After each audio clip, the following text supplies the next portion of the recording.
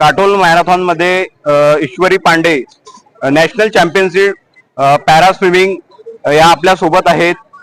आपलं विदर्भ दर्पण न्यूज मध्ये खूप खूप स्वागत आहे. धन्यवाद सर. काय सांगू शकाल, आपण या ठिकाणी उपस्थिती दर्शवलेली आहे. अशा स्पर्धा सर्व ठिकाणी ऑर्गनाइज व्हायला पाहिजे, कारण यामुळे सर्वांचे शरीर सुदृढ व निरोगी राहते आणि सर्वांनी या स्पर्धेमध्ये सहभागी व्हायला पाहिजे.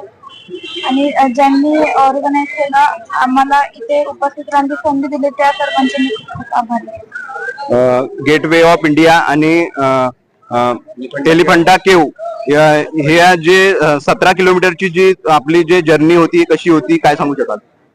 ही यात्रा माझ्यासाठी कठीण होती, कारण समुद्रामधलं पाणी खारं होतं आणि त्याच्या लाटा पण जोरदार होत्या.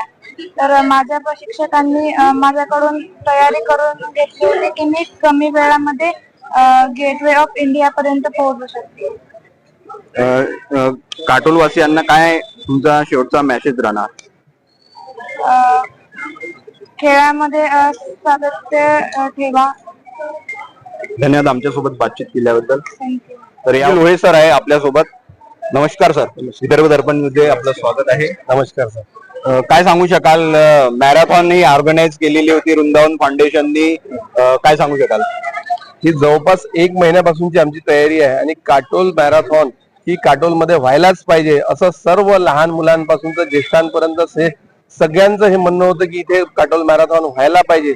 आणि ज्या उत्साहाने काटोलकर यामध्ये भाग घेत असतात, नक्कीच या काटोलकर जनतेने सहभाग नोंदवून आणि ज्या पद्धतीने आम्ही रजिस्ट्रेशन पाहिले, लहान मुलांपासून वयाच्या 5 ते 75 पर्यंत या मॅरेथॉन मध्ये सहभाग घेतला आणि 5 वर्षाखालील सुद्धा इच्छुक होते की त्यांना सुद्धा वाटत होते की या मॅरेथॉन मध्ये आपण सहभाग घ्यायला पाहिजे. कारण जे वातावरण आमच्या काटोल नगरीमध्ये बघितलेलं आहे आणि या काटोल नगरीमध्ये अनेक क्रीडापटू हे नोकरीवर लागलेले आहे आणि या नोकरीच्या माध्यमातून त्याचा उदरनिर्वाह होतो.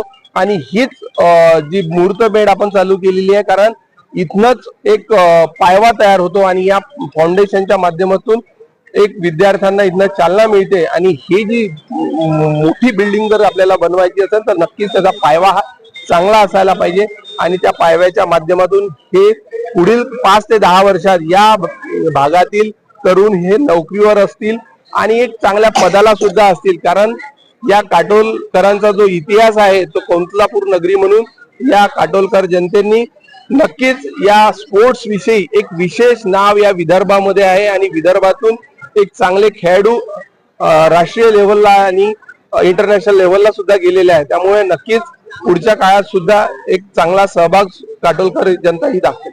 आयरनमॅन जर्मनीमध्ये केलेली आहे त्यांनी, मोठा खिताब त्यांनी पटकावलेला आहे. काटोलचं नाव सुद्धा त्यांनी नावलौकिक केलेलं आहे, काय सांगू शकाल?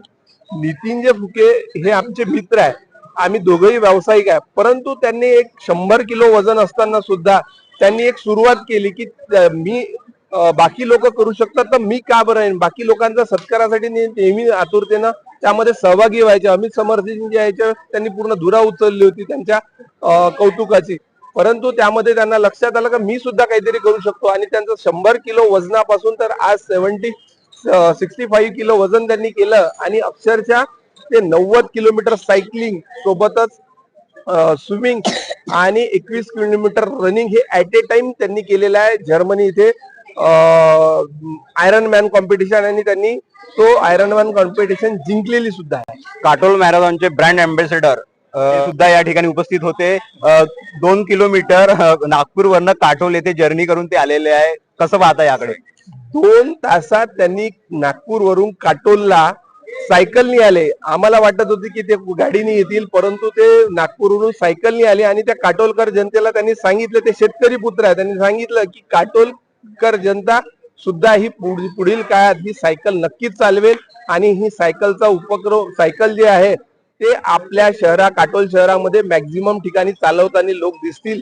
आणि यानंतर तुम्हाला सुद्धा काटोलमध्ये सायकल चालवायचा एक फॅड सुद्धा आहे आणि आमचा जो सकाळचा ग्रुप आहे तो सुद्धा सायकलिंग चांगल्या प्रमाणात करत असतो. कॅमेरामॅन सर रितेश सिंगारे, विदर्भ दर्पण न्यूज, काटोल.